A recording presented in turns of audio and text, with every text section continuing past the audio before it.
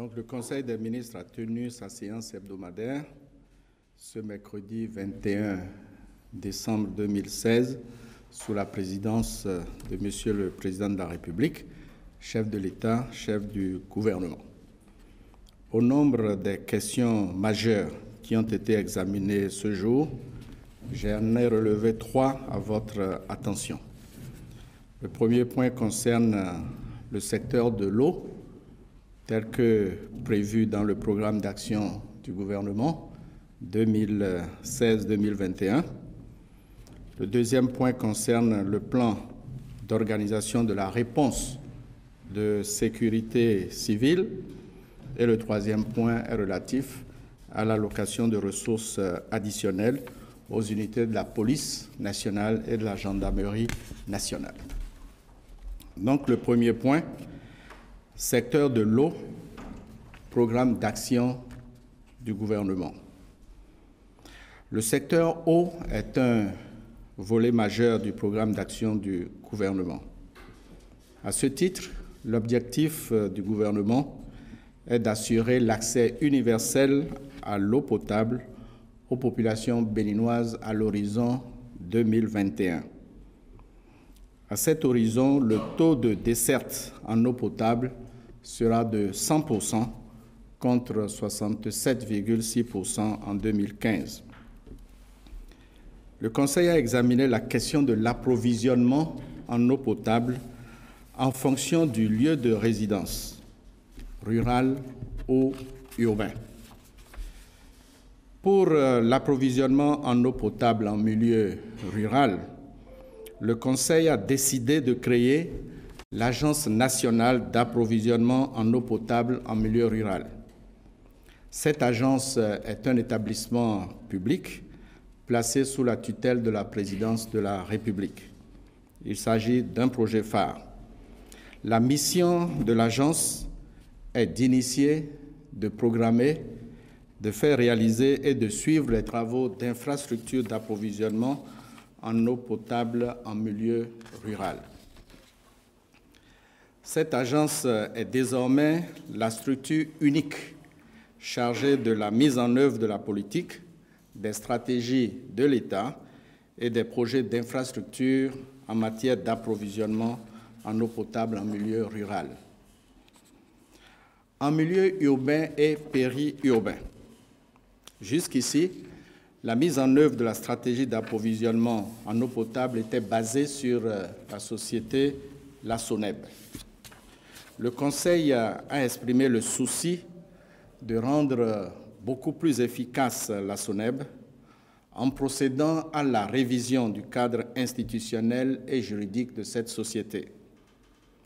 Le Conseil a donc décidé d'opérer la scission de la SONEB en une société de patrimoine et en une société de distribution.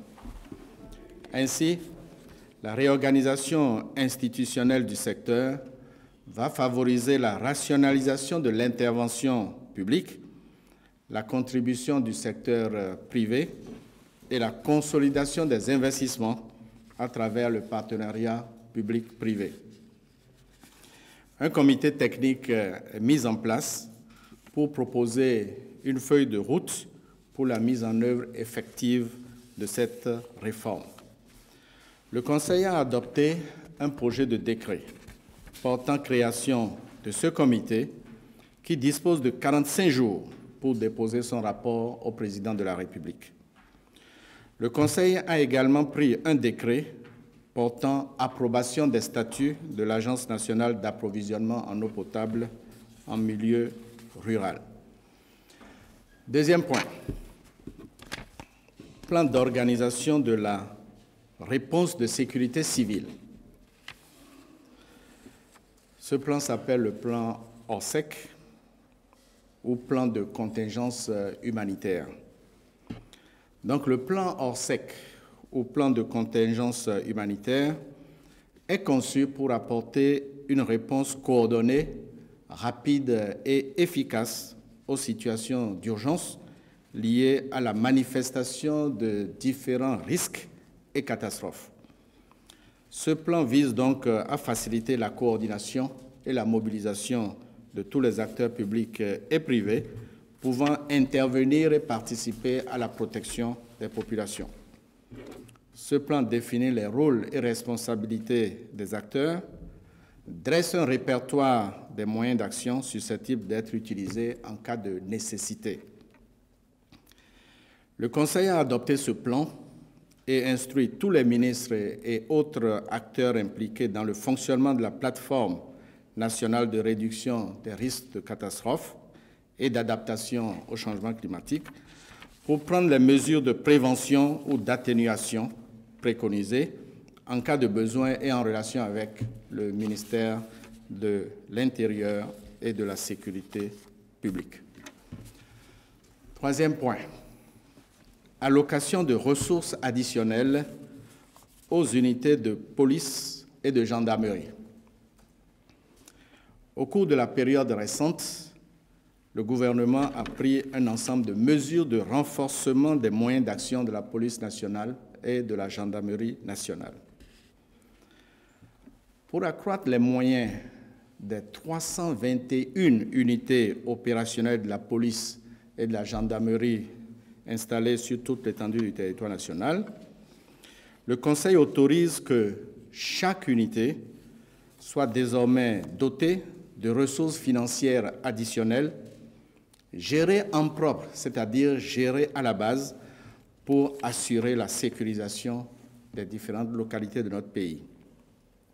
Ce budget spécial vient en complément des moyens courants et renforcera les rubriques de carburant, de primes alimentaires journalières aux agents qui sont déployés, de fonds d'opération de sécurité, de ressources pour la maintenance des moyens roulants et d'un appui au budget de fonctionnement de chacune des 321 unités opérationnelles de la police et de la gendarmerie, bien sûr en complément, comme je l'indiquais tout à l'heure, aux crédits déjà inscrits au budget de l'année 2017.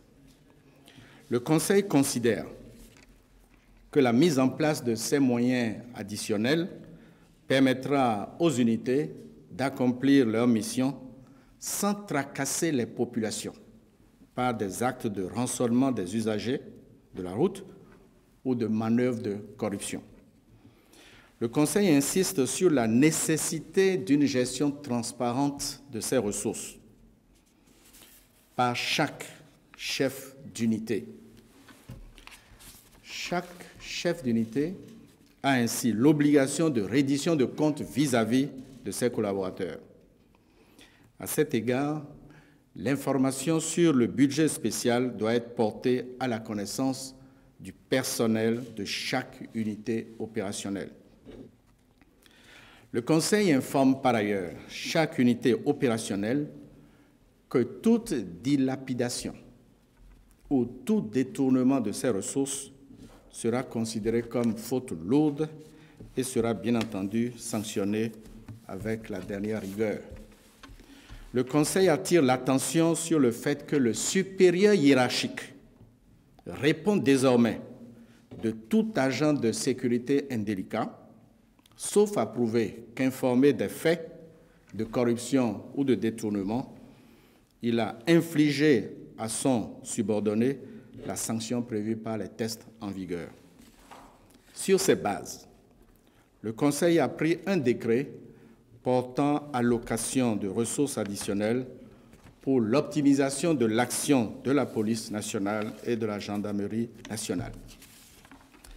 À ce décret est annexé le tableau détaillé des dotations spéciales par rubrique aux 321 unités opérationnelles de la police et de la gendarmerie. Le coût financier de ce renforcement des 321 unités opérationnelles par des dotations spéciales est évalué à 4 milliards de francs CFA pour l'année 2017. Ce coût est financé à hauteur d'1 milliard par réallocation de certains crédits inscrits au budget du ministère de l'Intérieur et de la Sécurité publique et du ministère de la Défense nationale, et à concurrence d'1 milliard par le Conseil national des chargeurs du Bénin sur la partie redevance sur le bordereau de suivi des cargaisons et de 2 milliards de francs CFA par le port autonome de Cotonou.